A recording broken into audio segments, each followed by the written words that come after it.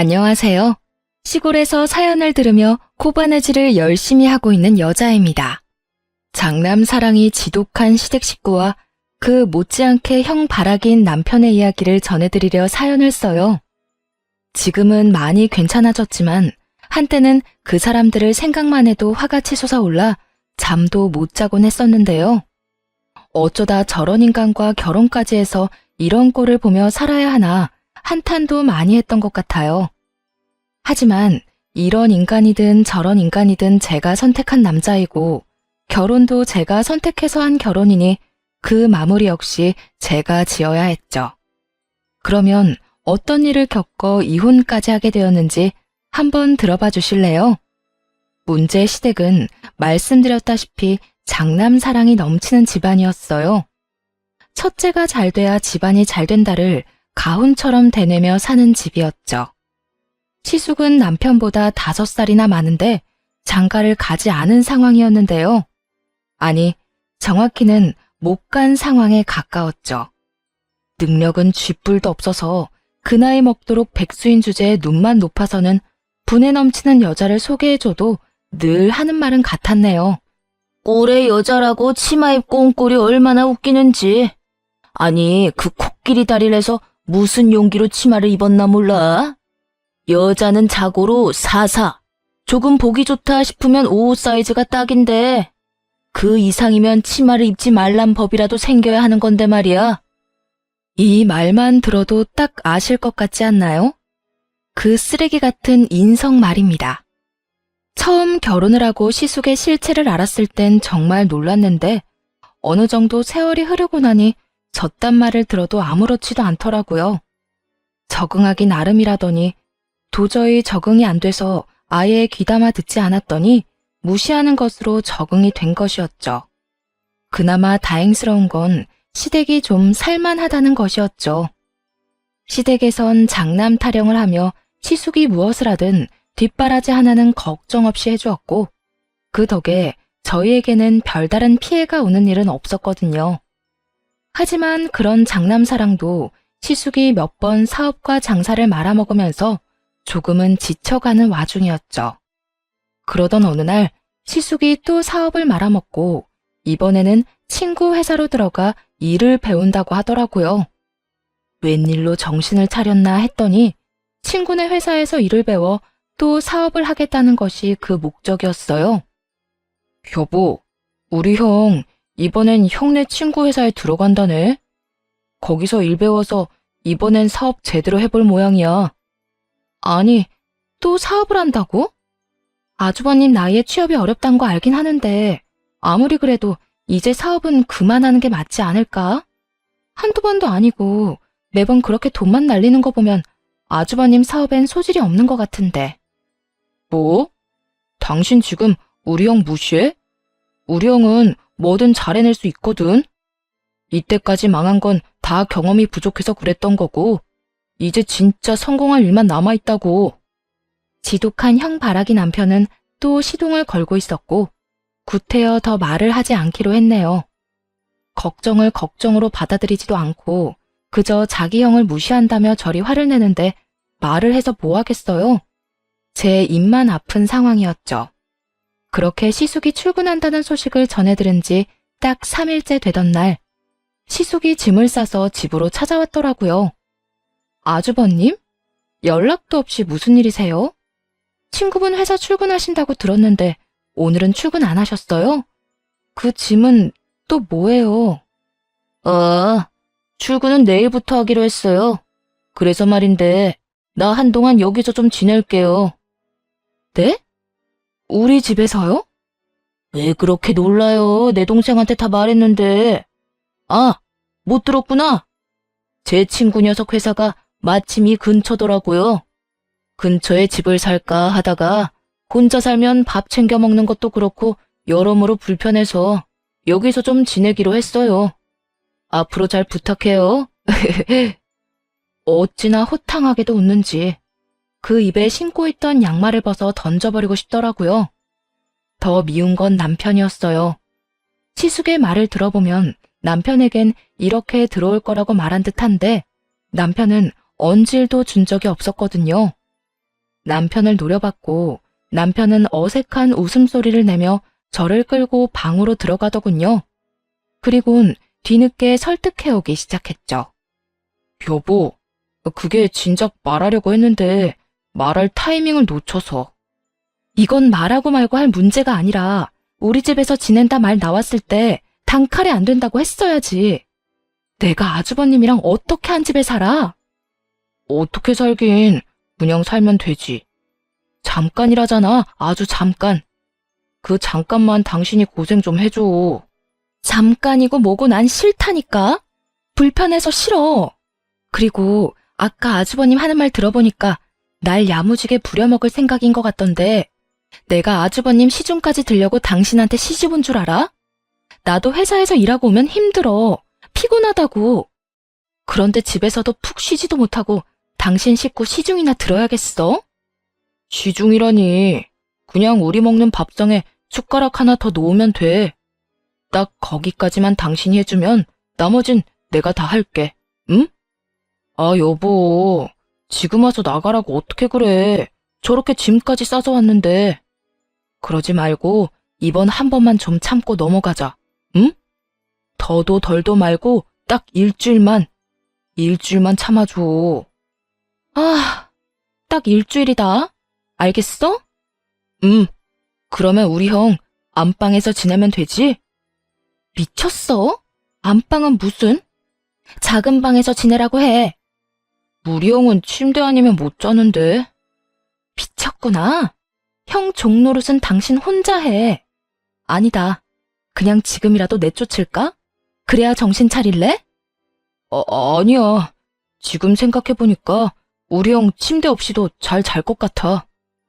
안방 이야기를 꺼낼 땐 정말 내쫓아버리고 싶긴 했지만 남편이 저렇게 저자세로 나오기도 했고 고작 일주일이라고 하니 참아보기로 했습니다. 그냥 저대로 내쫓았다간 남편 시숙 시모까지 합세해 저를 들들 볶아댈 것이 분명했으니까요. 그냥 잠시 좀 불편하자 싶었죠. 그런데 그런 다짐은 고작 하루 만에 무너져 내렸습니다. 무슨 시부모님을 모시고 사는 것도 아니고 이불 빨래는 적어도 이틀에 한 번 해달라고 요구하더니 아침 밥상부터 반찬 투정이 말도 못할 정도였어요. 재수씨, 고기 반찬 없어요? 난 아침에 고기를 먹어야 힘이 나는데. 그러게, 우리 형은 고기 엄청나게 좋아하는데 고기가 없네. 집에 고기 떨어졌어? 죄다 풀떼기뿐이야. 아주버님, 저희는 아침부터 고기 안 구워 먹어요. 계시는 동안은 저희 식단에 맞춰 먹든지 정 먹고 싶으면 조금 일찍 일어나서 직접 구워 드세요. 그리고 당신은 풀떼기라도 감사하다 생각하고 먹어. 이 풀떼기 밥상이라도 받아 먹고 싶으면. 이야, 우리 재수씨 몰랐는데 한성격 하시네. 그냥 먹을 테니 내 동생 구박하지 마세요. 그렇게 구박하면 회사 가서도 기죽어 지낸다고요. 형, 나는 괜찮아. 그리고 고기는 내가 내일부터 구워줄게. 그래? 역시 내 동생. 고맙다. 아침부터 형제간의 우애가 어찌나 돈독한지 할 말이 다 없어지더군요. 그날부터 남편은 형을 위해 아침마다 고기를 굽기 시작했고 저와 약속한 대로 나머지 살림을 하기도 했습니다. 형 말대로 이불 빨래는 이틀에 한 번 남편이 도맡아 했고 밥 먹고 난 설거지부터 청소까지 남편이 다 하더군요. 퇴근한 후 쉬지도 못하고 일하는 남편이 안쓰럽긴 했지만 본인이 자처한 일이니 그냥 지켜만 보았어요. 괜한 마음에 한번 나서기 시작하면 모두 제 일이 되어버리는 건 불보듯 뻔한 일이었으니까요. 그런데 이런 상황이 시숙의 눈엔 거슬렸던 모양이더군요. 그 며칠을 참지 못해 시모에게 전화를 걸어 제가 남편을 부려먹는다고 말해버렸으니까요. 너 듣자 아니 내 아들한테 집안일 시킨다던데. 우리 장남한테 다 들었으니까 거짓말할 생각하지 마. 다 들었다면서 왜 물으세요? 어머님 막내 아들이 설거지도 하고 빨래도 하고 청소도 하고 있는 거 맞아요. 내가 집에서 살림이나 하라고 그 고생을 해서 아들 키웠는지 알아? 네가 뭔데 내 아들한테 그딴 일을 시켜? 제가 시킨 게 아니라 남편이 스스로 하는 거예요. 아주버님이랑 같이 지내는 거 너무 힘들고 불편하다고 하니까 남편이 나서서 다 하겠다는데 제가 뭘 어쩌겠어요? 내 아들이 설사 그랬다고 해도 네가 못하게 말렸어야지. 어쨌든 난 내 아들 손에 물 묻히고 사는 꼴 못 보니까 앞으로 집안 살림은 네가 다 해. 우리 장남 아침에 고기도 네가 구워주고 말이야. 한 번만 더 내 아들들 고생시켜봐. 내가 너 가만 안 둘 거야. 그나마 남편이 시숙 뒤치다꺼리를 하니 참는 것인데 이러나 저러나 들들 볶일 거라면 더는 시숙을 데리고 살 이유가 없겠더라고요. 그냥 저 아주버님 내보낼게요. 그렇지 않아도 어머님 두 아들 데리고 사는 거 힘든데 어머님까지 이렇게 말 보태고 나오니 더는 못하겠어요. 그러니까 아주버님 집을 구해주든 길거리에서 지내게 하든 어머님이 알아서 하세요. 뭐야? 너 무슨 애가 그렇게 정이 없니? 가족이란 게 뭐니? 이럴 때 돕고 살아야 가족 아니니? 피 섞인 가족인 어머님이 도우시면 되겠네요. 전 피도 안 섞였고 아주버님이랑 결혼한 것도 아니라서 이런 잔소리까지 들으면서 데리고 살고 싶진 않아요. 지금 바로 짐 싸서 현관문 앞에 내놓을 거니까 데리고 가든 집을 얻어주든 알아서 하세요. 아니 얘, 너희 집이 있는데 왜 우리 장남을 혼자 살게 해? 혼자 살면 그 뒷바라지는 또 누가 하고? 남자는 혼자 살면 몸 상하기 십상이다. 내가 앞으로 잔소리하지 않을 테니 우리 장남 좀 더 데리고 있으려무나. 그런 이유라면 더더욱 싫네요. 제가 무슨 아주버님 도우미도 아니고 정 그렇게 걱정이면 시댁에 돈 많으니까 집도 얻어주고 도우미도 구해주세요. 그러면 되지 않겠어요? 이만 끊을게요. 그렇게 전화를 끊자마자 시숙의 짐을 싸서 현관문 밖에 내놨고 퇴근하고 돌아온 시숙을 그대로 집에서 내쫓았죠. 시숙이 저항 한번 못해보고 쫓겨났던 걸 안 남편이 화를 냈지만 더 크게 화가 난 제 승리였네요. 당신 진짜 미쳤어? 아무리 그렇다 해도 우리 형을 그런 식으로 내쫓으면 어떻게 해? 어떻게 하긴 돈 많은 당신 집에서 집 얻어주겠지. 그런 뜻이 아니잖아. 당신이 우리 형을 무슨 짐짝 내던지듯이 쫓아냈다고 우리 형 화 많이 났다고. 상처도 많이 받은 것 같고. 그러지 말고 지금이라도 전화해서 오라고 하자. 응? 당신이 그렇게만 하면 우리 형도 화 풀고 다시 돌아올 거야. 내 말 잘 들어. 이 집에서 당신 형 다시 부르잖아? 그 즉시 당신도 짐짝처럼 쫓아내버릴 테니까 그런 줄 알아. 알겠어? 남편은 쫓겨나긴 싫은지 더는 입을 열지 않더라고요. 그렇게 상황이 마무리됐다고 생각했는데 다음날 시모가 찾아왔어요. 퇴근할 때까지 기다릴 수도 없을 만큼 화가 났던 건지 시모는 회사까지 찾아와 난동을 피우기 시작했죠. 이 건방진 게 내 전화를 그따위로 끊어? 너 그리고 내 전화 왜 안 받아? 영색이 내가 네 시어머니인데 전화는 왜 안 받냐고? 사무실까지 쳐들어와 고함을 고래고래 질러대는데 이미 망신이란 망신은 다 당했고 그냥 시모를 끌고 나가는 것으론 도저히 화가 풀리지 않을 것 같더라고요. 그래서 시모를 그대로 끌고 와 시숙이 일하는 사무실로 찾아갔어요. 그리고 거기에서 똑같이 난동을 피워버렸죠. 제 사무실에 찾아와서 아주버님 내쫓았다고 난리 피웠는데 혹시 알고 계셨어요? 아니, 무슨 애도 아니고 아주버님은 혼자 못 살아요? 다 큰 어른이 왜 동생 집에 얹혀 살려고 그래요? 그리고 왜 무슨 일만 있으면 어머님한테 다 일러서 일을 이렇게 크게 만들어요? 네? 대답 좀 해보세요. 내가 진짜 궁금해서 그런다고요. 시숙은 창피하긴 했는지 얼굴을 가린 채 애써 외면하고 있었고 또다시 시모는 입에 담지도 못할 욕설을 퍼붓기 시작했습니다. 이 독한 것, 이 매정한 것, 네 시숙 쫓아낸 것도 모자라 여기가 어디라고 찾아와서 이 난동을 피워대? 왜요? 전 어머님이 한 그대로 했을 뿐인데. 제 회사에서 어머님이 난동 피운 건 괜찮고 제가 여기에서 난동 피우는 건 안 되나 봐요? 왜요? 저는 며느리이고 아주버님은 어머님의 그 잘난 장남이어서 저도요. 저희 집에선 귀한 장녀라고요. 그냥 주워온 딸 아니라고요. 네가 귀하게 큰 거랑 우리 장남이 귀하게 큰 거랑 같을 거라 생각하니? 내 아들은 너 따위랑은 달라. 내가 얼마나 귀히 키웠는데 감히 너 따위랑 비교해? 다 됐고 우리 장남 오늘부터 다시 그 집에 들어가서 살 거니까 그런 줄 알고 내 아들들 잘 케어해. 알겠어? 마음대로 해보세요. 과연 집에 들어갈 수 있을지 없을지 두고 보자고요. 집으로 돌아오자마자 비밀번호를 바꿔버렸고 남편 놈까지 집에 들이지 않았네요. 상황이 그렇게 흘러가자 시모는 도저히 안 되겠다 싶었는지 한 발 물러서 남편만 집에 들어가게 해달라 하더라고요. 그렇게 남편은 집으로 돌아오게 되었고 시숙은 저희 집과 가까운 곳에 집을 구하게 되었죠. 집에서만 내보내면 다 끝일 거라 생각했는데 그게 아니더군요. 시모는 하루가 멀다고 전화를 해서는 이거 해줘라 저거 해줘라 명령질을 하기 시작했으니까요.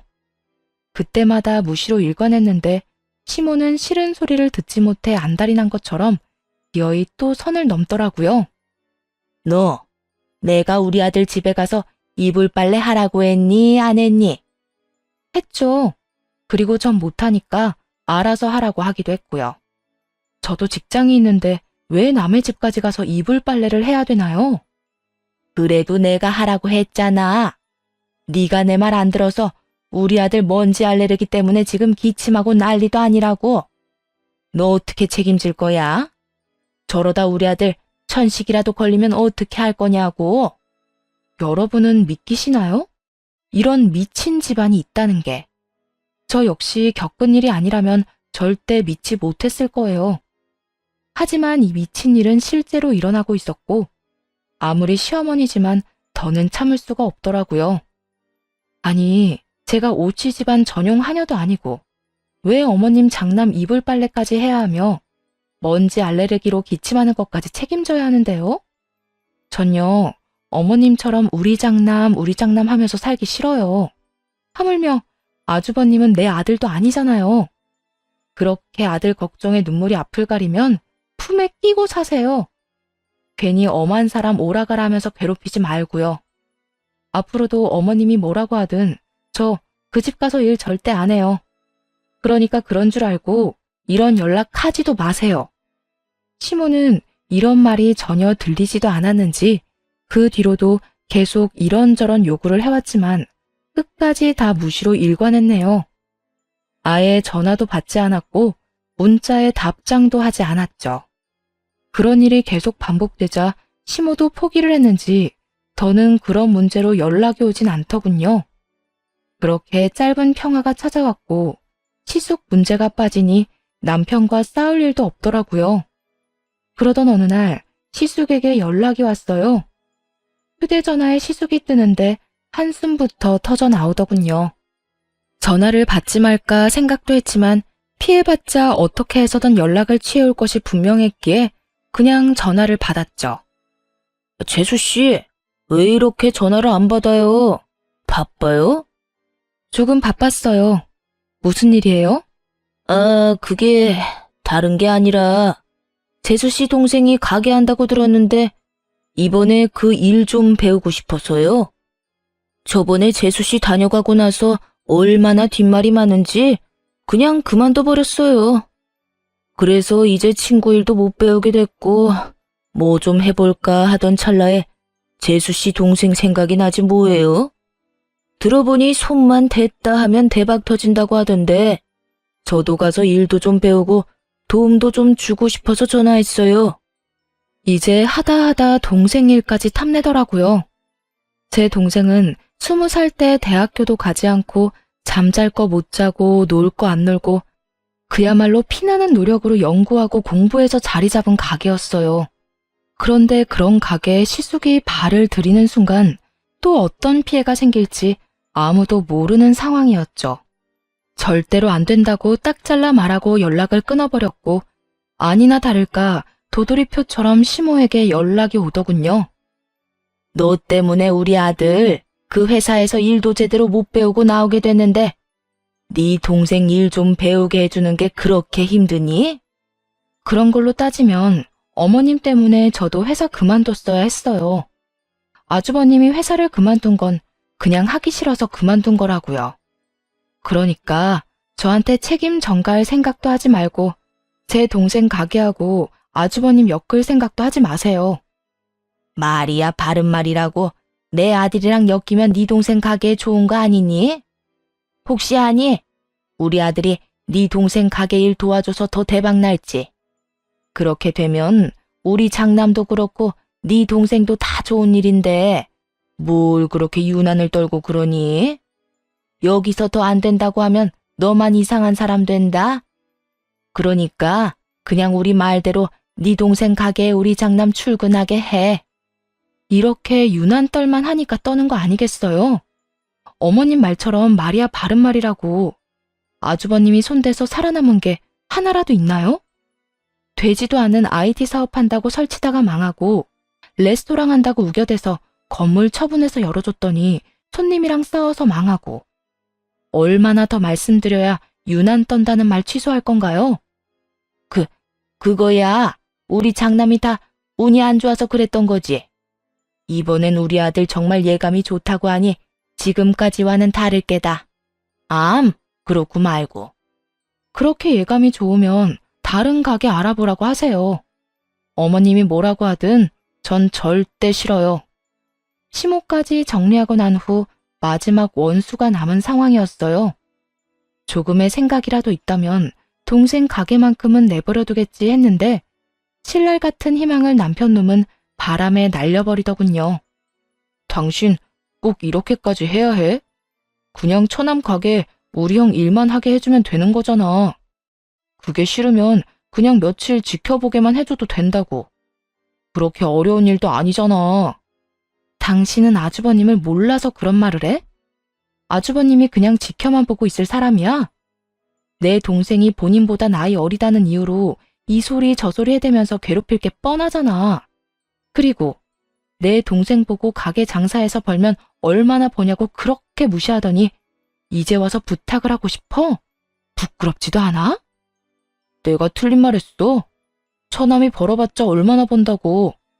뭐 그렇게 대단한 가게도 아니면서 유난 좀 떨지 말고 우리 형 좀 넣어줘.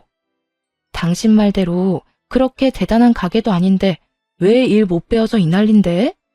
난 다른 건 몰라도 내 동생이 피땀 흘려서 일군 가게 당신 형이랑 엮여서 피보게 할 생각 없으니까 아주버님한테 포기하라고 전해. 뜻은 이미 충분히 전하고도 남았는데 남편놈은 도무지 말귀를 못 알아먹는 인간처럼 떼를 쓰기 시작하더군요. 언제는 그까짓 가게라며 무시하던 제 동생 가게에 자기 형을 꽂지 못해 안달이 나서 말이에요. 그건 당신 동생이 해서 그렇게밖에 못하는 거고 우리 형이 하면 더 크게 더 대박 날 수 있을 것 같으니까 그렇지. 내가 말했잖아. 우리 형 기회만 있으면 훨훨 날 수도 있는 사람이라고. 정말 그렇게 생각해? 당신 형, 다른 사람은 꿈도 못 꿀 만큼 무수한 기회 속에서 살았어. 그런데 지금 꼴을 봐. 도움 한번 받아보자고 온 식구가 나서서 나 하나 설득하려고 안달난 게 당신 형이 처한 현실이라고. 당신이 이때껏 봐온 형 모습이 성에 차지 않아서 이러는 거 잘 아는데 그게 다가 아니라니까. 당신이 생각하는 것보다 우리 형 훨씬 더 대단한 사람이라고. 그 아무리 절실한 신자도 남편을 따라오기 힘들 것 같더군요. 도대체 어떤 세뇌를 받아야 저렇게 형 바라기가 될 수 있는지 궁금해지기까지 했어요. 도대체 어떻게 살면 그렇게 병적으로 형을 믿어 의심치 않을 수가 있는 거야? 말끝마다 형. 당신은 형밖에 안 보이지? 그렇게 형이 좋으면 형이랑 살지 왜 나랑 결혼을 해서 이 고생을 하게 해? 하여튼 난 절대 싫어. 절대 안 된다고 했어. 당신은 형을 믿을지 몰라도 난 당신이 말했다시피 보고 들은 게 워낙 다양해서 당신 형 절대로 못 믿어. 그러니까 다신 이야기 꺼내지도 마. 뭐? 병적? 안 해주면 곱게 싫다고 하면 되지 왜 사람을 정신병자로 몰고 가? 이때껏 계속 좋은 말로 싫다고 했는데 들어먹지 않은 건 당신이랑 당신네 식구들이야. 얼마나 지긋지긋하게 사람을 괴롭혔으면 내 입에서 그딴 말까지 나왔겠어? 이런 말 듣기 싫으면 이제 그만해. 그러면 서로 편하고 좋잖아. 좀 더 강하게 남편에게 거부의 의사를 전했고 남편도 포기를 했는지 이번엔 엄포를 놓기 시작했죠. 그래, 알겠다, 알겠어. 당신이랑 당신 도움 없이도 우리 형 충분히 잘해낼 거니까 그때 가서 콩고물 안 떨어진다고 후회나 하지 마. 알겠어? 절대 후회 안 해. 죽어도 후회 안 하니까 내 걱정하지 말고 당신 집안 걱정이나 해. 당신 집안은 형 때문에 쫄딱 망해버리고 말 테니까. 지치더라고요. 시숙만 엮이면 싸우기 바쁜데 남편은 무조건 형 편만 드는 것도 모자라 지독한 형 바라기이니 힘이 날 리가 없었죠. 거기에다 정은 있는 대로 떨어져 버렸고 이혼 생각이 머릿속을 떠나지 않았습니다. 그렇게 이혼을 심각하게 고민하던 어느 날 집으로 자동차 과태료 통지서가 왔더라고요. 남편 차였는데 날짜와 장소가 수상했어요. 남편이 출근을 해야 하는 평일에 장소는 부산이었으니까요. 거기에다 차량에 타고 있는 사람은 희미하지만 두 사람이 확실했습니다. 그날 저녁 전 남편이 잠든 사이 남편의 휴대전화를 살펴보았어요. 분명 외도라고 생각했는데 외도 흔적은 찾아볼 수 없었고 시숙에게 차를 빌려주고 돈이 흘러가는 정황만이 가득하더라고요. 동생, 오늘도 네 차 좀 빌리자. 급하게 갈 데가 있는데 차 없이는 가기 힘들어서 말이야. 오늘? 알겠어. 형 집 앞에 세워두고 출근하지 뭐. 역시 내 동생. 고마워. 아, 그리고 100만 원만 더 빌려줘. 이것저것 하다 보니까 돈이 금방 떨어지네. 100만 원? 알겠어. 그때 그 계좌로 보내면 되지? 이때까지 빌린 돈 잘 계산하고 있지? 저번에 빌린 3천만 원이랑 자잘하게 빌린 것까지 잘 계산해도 이 형이 성공만 하면 이자까지 쳐서 갚을 테니까. 이번엔 진짜 성공할 것 같은 예감이 드니까 곧 갚을 수 있을 거다. 형 믿지? 그럼 난 형 믿지. 이번에 우리 처남 가게 일은 내가 미안해. 집사람이 너무 예민하게 굴어서 나도 어쩔 수가 없었어. 예전엔 안 그랬는데 요즘에 너무 예민해져서 나도 때론 버겁다니까. 그러니까 형이 이해해줘. 신경 쓰지 마. 워낙 할 게 없어서 그거라도 해보려고 했던 건데 지금 하려는 사업이 전망이나 돈벌이나 여러모로 그거보다 더 괜찮다니까. 그나저나 재수 씨 성격 장난 아니더라. 나한테나 엄마한테나 소리를 꽥꽥 지르는데 무섭기까지 하던데. 넌 도대체 그딴 여자랑 어떻게 사냐? 정 힘들다 싶으면 그냥 이혼해버려. 그렇지 않아도 고민 중이야. 무슨 여자가 나긋나긋한 맛도 없고 점점 더 독해지기만 한다니까. 말끝마다 형 무시하는 것도 짜증나고 나만 보면 고함 지르는 것도 짜증나. 내가 엄마한테 말해줄까? 재수씨 좀 더 괴롭혀달라고? 우리 엄마가 다른 건 몰라도 재수씨 괴롭히는 거 하나는 기가 막히잖아. 됐어. 그러다가 도리 엄마가 당해. 요즘 보니까 그 여자가 미쳐버렸는지 엄마한테도 할 말 못할 말 가리지 않고 다 해대던데. 그러다가 엄마 쓰러지기라도 하면 어떡해? 그땐 그 여자한테 병간호 맡겨야 해서 이혼하고 싶어도 못하는 수가 있다고. 하긴 그렇긴 하겠다. 어쨌든 돈 좀 바로 보내줘. 병이 급해서 그래. 알겠어. 제 욕을 하는 건 둘째치고 호구도 그런 호구가 없더라고요. 자잘하게 빌려준 것만 해도 1,000만 원 단위는 되어 보이던데 도대체 얼마나 뜯겨야 정신을 차릴 것인지 가늠도 되지 않더라고요. 그리고 이것이 끝이 아닐 거란 생각이 들었죠. 평소 시숙은 운전하는 것조차 귀찮아 택시를 타고 다니는 사람인데 생뚱맞게 남편의 차까지 빌려 무엇을 하고 돌아다니나 궁금해졌어요. 그래서 시숙과 남편의 뒷조사를 시작했고 남편은 깨끗한 것에 반해 시숙에게서 놀라운 사실들이 드러났어요. 안녕하세요, 사모님. 조사해보니까 남편분은 의외로 깨끗한데 그 형이 문제더라고요. 형님분이 만나는 사람이 있는데 그 여자 꽃뱀이 확실해요. 이 여자 형님분 말고도 만나는 남자가 한둘이 아니더라고요. 형님은 아무것도 모르는 상태로 꽃뱀한테 끌려서 백화점 원정 여행 다니는 중이고요. 지켜보니까 요즘 식장도 알아보고 다니고 웨딩드레스도 입어보고 그러는 것 같으니 조만간 꽃뱀이 크게 한몫 챙기려고 작업 중인 것 같던데요. 이러면 100이면 100, 집안 다 거덜나고 도망가 버리니까 빨리 조치를 취하시는 게 좋으실 겁니다. 들어보니 시숙은 남편의 차를 끌고 다니며 젊은 여자를 만나고 다녔는데 생긴 것처럼 꽃뱀이라고 하더군요. 시숙은 자신이 꽃뱀에게 제대로 물린 것도 모르고 돈을 물처럼 펑펑 쓰고 다니고 있었습니다. 물론 자기는 돈이 없으니 남편 돈으로 말이에요. 남편 놈은 형이 급하다고 하니 빌려준 것이었는데 정작 급한 것은 시숙의 사정이 아니라 꽃뱀의 명품 가방과 용돈을 주기 위해서더군요. 그렇게 남편이 시숙에게, 시숙은 꽃뱀에게 꽤 큰 돈을 주고 있었고 그냥 뒀다간 저에게까지 피해가 올 상황이었죠. 어차피 시숙이 꽃뱀에게 물렸다고 남편에게 말해봤자 우리 형은 그런 멍청한 짓을 할 리가 없다고 개거품을 물 것이 뻔하고 그런 남편을 설득한 마음도 힘도 없는 상황이었습니다. 그래서 이혼을 하기로 결심했고 바로 남편에게 이혼을 통보했네요. 물론 꽃뱀 이야기는 쏙 빼놓고 말이에요. 우리 이혼해.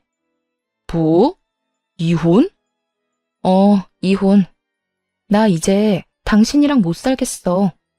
더는 당신이 형 타령하는 거 못 보고 살겠다고. 최근엔 그런 적도 없었잖아. 그런데 이혼은 무슨 이혼이야? 남편은 마치 우리 사이에 아무 문제도 없었다는 듯 이혼 이야기를 꺼내는 제가 이상하다는 표정이더군요. 시숙과 대화를 할 때만 해도 이혼하고 싶어 안달이 난 것처럼 굴어놓고선 말이에요. 그래서 돈 이야기를 아주 살짝만 꺼내기로 했죠. 당신 휴대전화 다 봤어. 당신 아주버님한테 돈 빌려줬더라? 그것도 꽤 많이 말이야. 이때까진 그래도 우리 가정에 큰 피해 안 주니까 참았던 건데 더는 못 참아. 형이라면 끔뻑 죽는 그 종노릇은 당신 혼자 하고 살란 말이야. 가족끼리 돕고 사는 걸로 종 이야기까지 나오는 건 너무 심한 거 아니야? 그리고 내 돈으로 우리 형 좀 도와준 게 왜 우리 가정에 피해가 되는 건데? 내가 알아서 피해가 되지 않을 만큼만 빌려줬다고. 피해가 되지 않을 거라는 건 누가 장담하는데? 그리고 당신 돈이라고 했어? 생활비도 제대로 안 주는 주제에 내 돈이라고 주장하는 건 너무 뻔뻔하다고 생각 안 하니? 그까지 생활비 얼마나 된다고 그래? 당신도 돈 벌잖아. 당신 돈으로 생활하면 되는 일 아니야? 그리고 봤으니까 알 거 아니야. 우리 형이 이번엔 꼭 성공할 것 같다고, 성공만 하면 다 갚아준다고 했다고. 나는 그 이번엔 꼭 성공한다는 그 말이 지겨운데 당신은 지겹지도 않니? 하긴 매번 그 말을 그렇게 믿어 의심치 않는데 지겨울 리가 있겠어? 난 안 지겨워. 우리 형 믿으니까. 그러니까 당신도 우리 형에 대해서 함부로 말하지 마. 다른 건 몰라도 나 우리 형한테 그런 식으로 말하는 거 못 참아. 그래, 참지 마. 참지 말고 이혼하자. 어차피 당신도 나랑 살기 싫은 거 아니었어? 언제는 이혼 못해 안달인 것처럼 굴더니 왜 이렇게 말이 많아? 단호한 태도의 남편은 외려 더 당당하게 나오며 큰 소리를 치더군요. 그래, 하자 이혼. 나도 당신이 계속 우리 형 무시해서 이혼 생각하던 중이었는데 잘 됐네. 그거 듣던 중 반가운 소리네. 이왕 이야기 나온 거 빨리 이혼하고 끝내자. 나도 빨리 끝내고 싶거든. 당신이나 구질구질하게 굴지 마. 그런데 당신 나랑 이혼하고 나면 당신 받아줄 사람이 있을 것 같아? 나니까 당신 같은 독한 여자 데리고 산 거야. 그간에 정이 있어서 그냥 데리고 살려고 했던 건데 이혼하자고 먼저 이야기해주니까 고맙네 고마워. 나야말로 당신 인생이 불쌍해서 데리고 살아준 거야. 그 빌어먹을 형바라기 인생이 안타깝고 불쌍해서 말이야. 이혼 말해줘서 고맙다고 했지. 그거 하나만큼은 통했네. 나도 당신이 나랑 이혼하고 싶다고 해서 정말 고맙다. 진심으로. 마지막으로 한 말은 진심이었어요. 이혼하기 싫다고 울고불고 하며 질질 끌면 어쩌나 걱정했는데 저렇게 나와주니 진심으로 고마울 수밖에요. 그렇게 신나는 마음으로 이혼을 진행했고 남편은 위자료를 받아내려 갖은 애를 썼지만 헛수고였죠. 남편은 물론이고 시숙, 시모가 워낙 한 짓이 많아 원하던 위자료는 오히려 제가 더 많이 받고 이혼할 수 있었습니다. 이혼을 당하는 그때까지도 전 남편은 참 당당하더군요. 그까짓 돈? 줄게. 주면 될 거 아니야. 원하는 대로 얼마든지 줄 테니까 힘들다 외롭다고 하면서 찾아오지나 마. 그때 가서 울고불고 빌어도 절대 안 받아줄 거니까. 착각도 병이다 병. 난 너 2번 다시 찾아갈 생각도 없으니까 그런 걱정은 하지도 말고 네 사랑하는 형이나 걱정하면서 살아. 백수가 어디서 뭘 한다고 그렇게 큰 돈이 자주 필요한지 좀 묻기도 하고 말이야. 우리 형이 어디서 뭘 하든 관심 꺼. 이제 나랑 아무 사이도 아니잖아. 곧 우리 형 큰일 할 건데 괜히 당신 입에 올랐다가 부정이라도 타면 당신이 책임질 거야? 큰일? 그래, 참 큰일을 하고 다니고는 있더라. 아주 기대해도 좋을 거야. 뭘 기대하든 그 이상이 펼쳐질 테니까. 당신 뭘 알고 그런 말 하는 거야? 당신 지금 알고 있는 게 뭔데 이래? 기다려봐. 당신 그 대단한 형이 아주 큰 일을 벌이고 있으니까. 그러면 형 믿고 잘 먹고 잘 살아. 당신이 그러지 말라고 해도 그럴 거거든. 당신이나 후회하지 말고 잘 먹고 잘 살아. 화도 나지 않았고 그저 불쌍할 뿐이었어요. 앞으로 펼쳐질 전 남편의 인생이 훤히 보였으니까요. 그 후 모든 것은 예상대로 흘러갔어요. 장장 6개월이란 시간 동안 전 시숙에게 빼먹을 만큼 빼먹은 꽃뱀은 하루아침에 잠적을 해버렸다고 하더라고요. 전 시숙은 믿을 사람이 없어 꽃뱀을 믿은 죄로 폐인이 되었다고 하더군요. 형에게 빌려준 모든 돈이 꽃뱀에게 흘러갔을 뿐만 아니라 형이 폐인이 되어 이젠 받을 수 없는 돈이 되어버렸다는 사실을 전 남편 역시 뒤늦게 깨달았고 쌍으로 폐인이 되었다고 하더군요. 들어보니 전 시숙은 질 안 좋은 대부업체에게도 돈을 빌려 전 남편의 회사에서까지 한바탕 난동이 벌어졌다 하더라고요. 결국 전 남편은 회사에 스스로 사표를 내게 되었고 살 길은 저를 붙잡는 것뿐이다 싶었는지 연락이 오더군요. 마지막까지 당당하던 모습은 온데간데 없이 사라지고 우는 소리는 내며 힘들다고 매달리는데 기도 차지 않는 상황이었죠. 제발 부탁인데 나 좀 살려주라. 나 이러다 진짜 어디 야산에 묻히게 생겼어. 날마다 무서운 사람들이 찾아와서 돈 달라고 그러는데 나 너무 무서워. 당신 상황이 그런데 나보고 도대체 어쩌라는 거야? 나보고 그 덩치들이랑 싸우기라도 하란 말이야? 아니, 그런 게 아니라 나 돈 좀 빌려주면 안 될까? 많이는 아니고 당장 급한 5천만 원 정도만 좀 빌려줘. 어? 5천?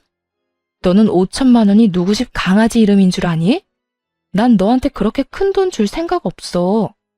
내가 널 뭘 믿고 그 큰 돈을 빌려와야 하며 네가 내 입장이었으면 너 같은 인간한테 내 돈을 빌려주고 싶겠어?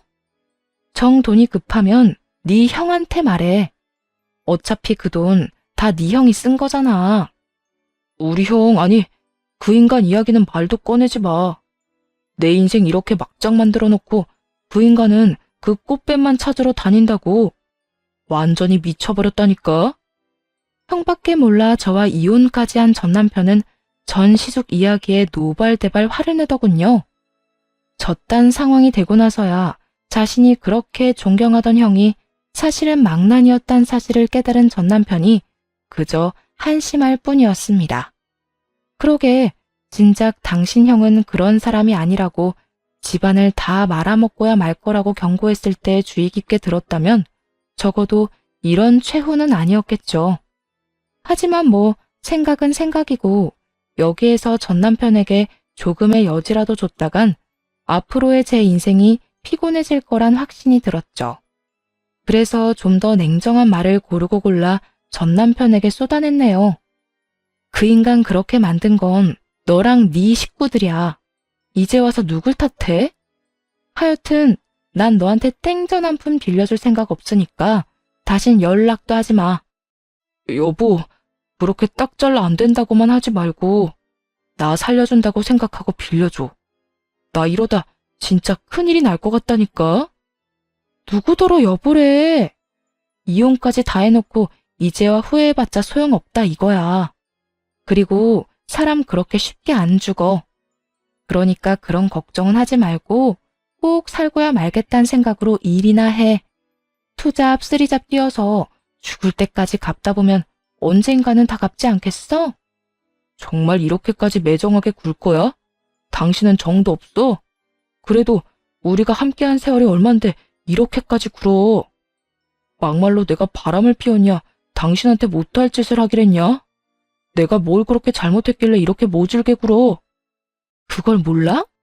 당신은 내가 당신을 필요로 할 때마다 나 말고 형을 선택하던 사람이었어. 난 당신이랑 사는 동안 외로웠고 보호받지 못했다고. 그건 우리가 이혼하는 마지막 그 순간까지도 변하지 않았고, 그게 우리가 이혼한 이유이자 내가 당신한테 모질게 하는 이유야. 내가 당신한테 받은 마음이 없는데 나라고 당신한테 마음을 줄 이유가 없잖아. 하물며 이혼까지 했는데 더 그렇게 할 이유가 없지 않겠어? 그러니까 나한테 괜히 기대하지 말고 연락도 하지 마.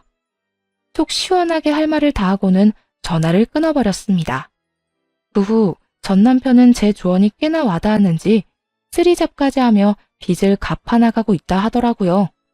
전 시숙은 전 남편이 말한 그대로 여전히 꽃뱀 찾아 산만리라는 영화 한 장면을 찍는 중이었고, 그 덕에 전 시모는 뒷목을 잡고 넘어가 병원 신세를 지고 있다고 했고요. 그렇게 모든 게 다 끝이라고 생각했는데 질기고 질긴 인연은 쉽게 끊어지지 않더라고요. 병원 신세를 지고 있다던 전 시모가 병원에서 연락을 해왔거든요. 얘야, 잘 지내니? 아, 웬일이세요? 그게 내가 요즘 병원에 있는데 내 병간호 해줄 사람이 마땅치 않아서 연락했어. 사람을 부르자니 너도 알다시피 우리가 돈이 어디 있니? 그 많던 재산 그놈이 다 날려먹고 빚까지 있는 상황인데. 그래서 말인데 네가 와서 날 좀 돌봐주면 안 되겠니? 내가 혼자선 생활하기가 너무 힘들어서 그래. 듣기론 정신은 멀쩡하다고 했는데 그때 보니 오진을 한 것이 분명해 보였어요. 이렇게 정신 나간 소리를 아무렇지 않게 하는데 정신만큼은 멀쩡하다니 도무지 이해가 되지 않더라고요.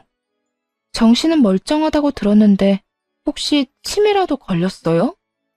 나 당신 아들이랑 이혼한 지가 언젠데 그딴 부탁을 해요. 이보세요 아줌마, 정신 차려요. 내가 아직도 아줌마 며느리로 보여요?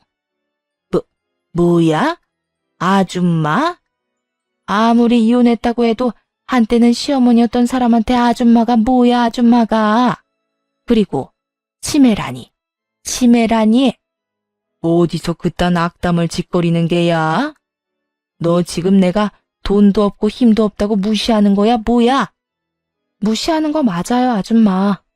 그러니까 이런 무시 당하고 싶지 않으면 이딴 전화하지도 말라고요. 전화 안 받으면 안 하면 되지. 병원 전화까지 빌려서 이게 뭐 하는 짓이에요? 또 전화하면 그땐 욕을 한 바가지 해줄 테니 전 며느리한테 욕까지 얻어먹고 싶지 않으면 다신 연락하지 마세요. 그렇게 전 시모와의 연락을 끊은 후 모르는 번호로 걸려오는 전화는 다 무시했고 드디어 그 지긋지긋한 인간들과 헤어질 수 있었습니다. 이혼을 하고 난 후 1년 정도는 조금 힘들었던 것 같아요. 끊길만 하면 오는 전 남편과 전 시모의 연락 때문이기도 했지만 괜찮다 생각했던 마음에 병이 찾아와 때론 많이 힘들기도, 때론 많이 우울하기도 했습니다. 결국 회사는 그만두게 되었고, 마음과 몸의 회복을 위해 시간을 보내기로 했어요. 1년 정도는 병원에 다니며 상담 치료를 했고, 더는 상담이 필요 없다는 판정을 받고선 국내 여행을 다니기 시작했고요. 이곳저곳 발길이 닿는 대로 다니며 정착할 만한 곳을 찾아 헤맸고, 요즘엔 어느 시골 마을에 집을 얻어 정착하게 되었어요. 시골은 외지인을 꺼린다는 말도 있어 걱정이 크긴 했는데, 우려일 뿐이었는지 마을 분들 모두 잘 대해주셔서 귀염받는 하루하루를 살고 있는 요즘입니다. 시골 생활을 하긴 하지만 일은 필요했기에 프리랜서 일을 잡아 하고 있는 중이에요. 시간이 남을 땐 마을 회관에서 수세미를 뜨고 있는데 어르신들께 드릴 선물로 아주 제격이라 더 재미를 붙이고 있고요. 최근에 친해진 할머님 한 분이 계속 저에게 이런 말씀을 하세요. 우리 손주 진짜 잘생겼는데 키도 진짜 크고 키가 거짓말 조금 보태서 2미터 정도는 된다 하던데 서울에서 진짜 좋은 회사도 다니고 있고 말이야. 그런데 여자친구가 없다네. 그래요? 그렇게 잘나신 손주분이 왜 여자친구가 없을까? 우리 할머니 속상하게? 그러니까. 그래서 말인데 진짜 생각 없어?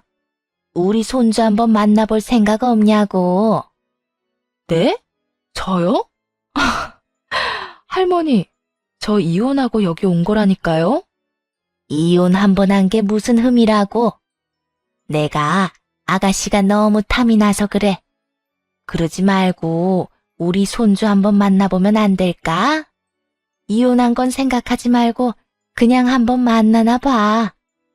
생각해 볼게요. 생각해보고 말 것도 없어. 꼭 우리 손자를 만나서 잘해보라는 게 아니라 우리 손자를 시작으로 하나 둘 만나보란 말이야. 아직 이렇게 젊고 예쁜데 언제까지 이 노인네들이랑 농담 따먹기나 하면서 살려고 그래?